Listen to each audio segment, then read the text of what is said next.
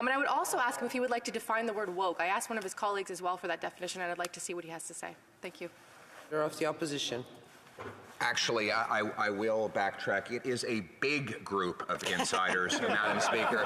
It is a big, sprawling bureaucracy with far too many people working for it. There will be less people working for the CRTC when I'm Prime Minister because they'll have less power and they'll have a hell of a lot less to do when I restore freedom of speech and freedom of expression online and on the internet. And as for the definition of woke, woke has one purpose, only one purpose. Plenty of pretexts, but only one purpose: control.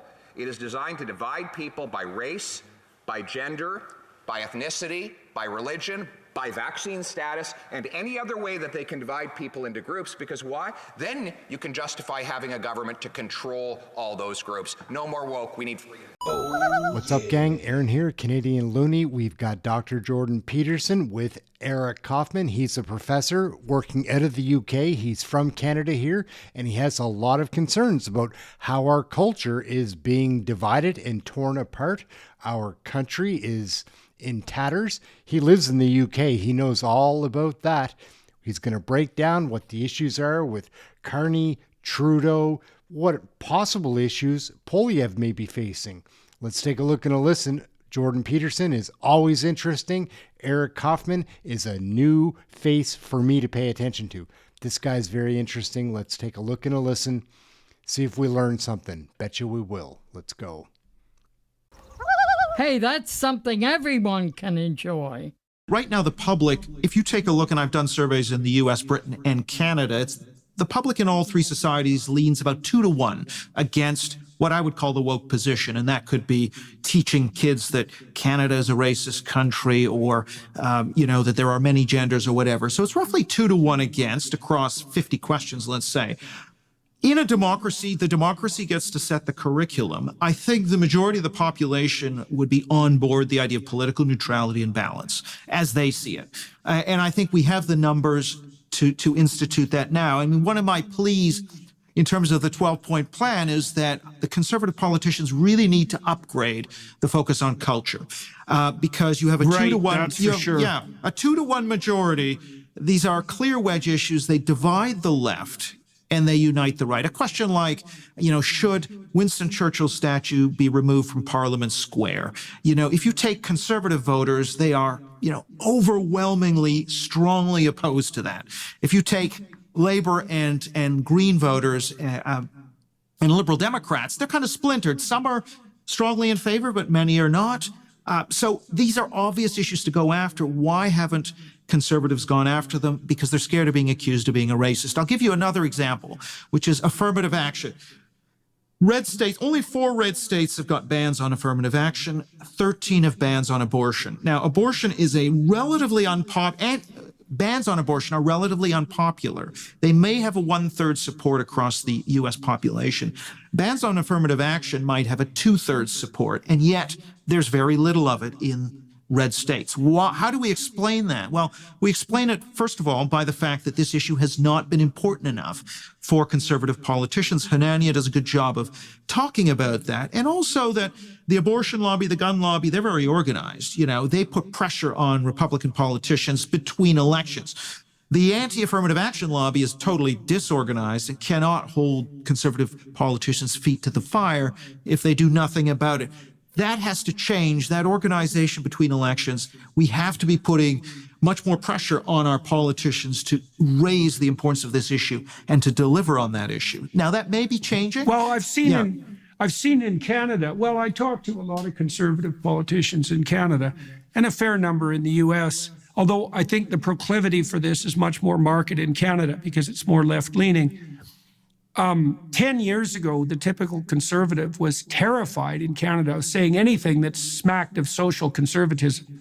And there was a very specific reason for that. And the reason was, if any one of them came out publicly and said anything socially conservative, then the woke psychopathic mob would take them out on social media, like as an individual, right? They'd be targeted and destroyed. And that was very effective.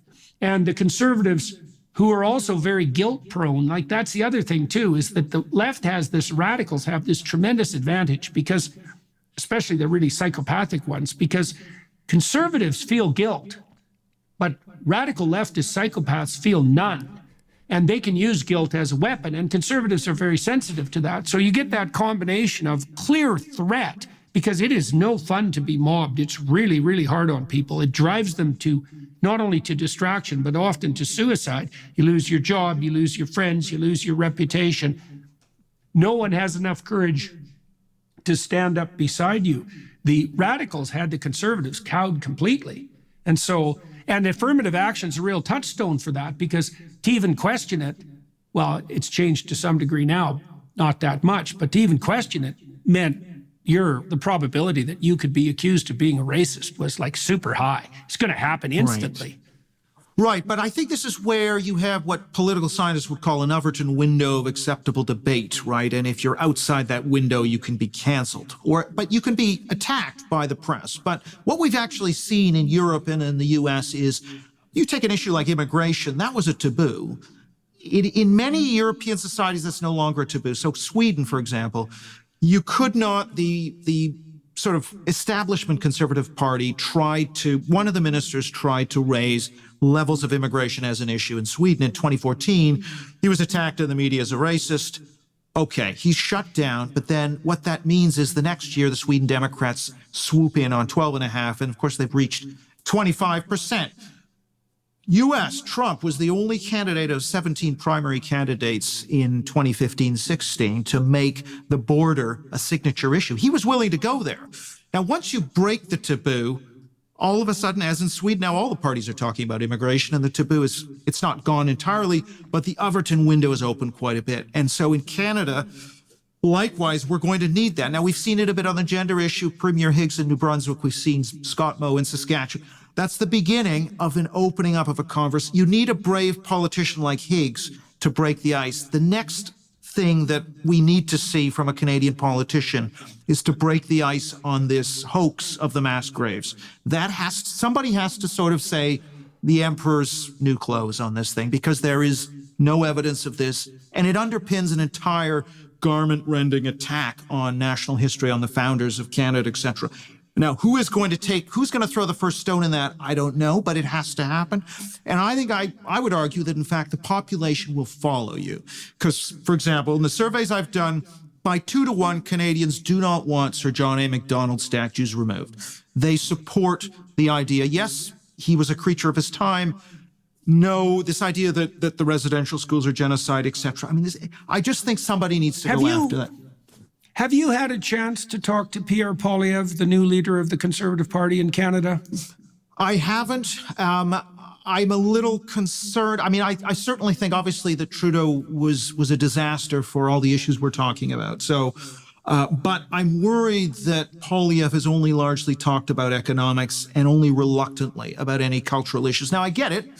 He's well ahead in the polls. Why endanger that? Priorities right. to get Trudeau out. There is some of that. Yeah. Mm-hmm. My sense is in Canada that the Conservatives are a lot different lot than they were 15 years ago. Like, Danielle Smith has a spine, Scott Moe has a spine, Higgs has a spine, so does Poilievre.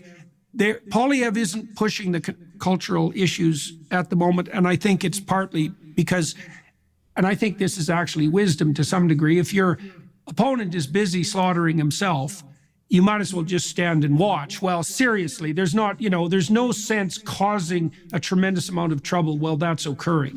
But the Conservatives are much less intimidated in Canada than they were 15 years ago, like a lot. And they'll certainly make an issue of the sorts of things that we've been discussing in a way that wouldn't have been conceivable in, say, 2010. I think that's right. I think that it's also, but I do think it's important for the grassroots to some degree hold Poilievre to account when he's in office. If, for example, he backtracks on defunding the CBC, if he doesn't do anything, say anything on immigration, on culture wars, I think that, and my worry, having seen it in Britain, where the Conservative government came in with the support of Brexit voters and essentially did not deliver, hoping that the voters wouldn't notice. So that's my worry, but I don't know is the honest answer. I don't know him or his cabinet. Dr. Jordan Peterson is one of my favorites. I've been following this man since 2017. I've read all his books. I've seen a lot of podcasts, a lot of videos. Very interesting. This gentleman, Eric Kaufmann, is also going to be, or is, one to watch. He has a lot of very developed thoughts on what our problems are here in Canada. He lives in the UK, so he knows firsthand what a man like Mark Carney, the damage he can do. That's it. We're wrapping it up right there. Aaron, Canadian Looney, thanks for watching this video. We'll catch you in the next one. Get your Canadian federal politics right here. Ciao for now.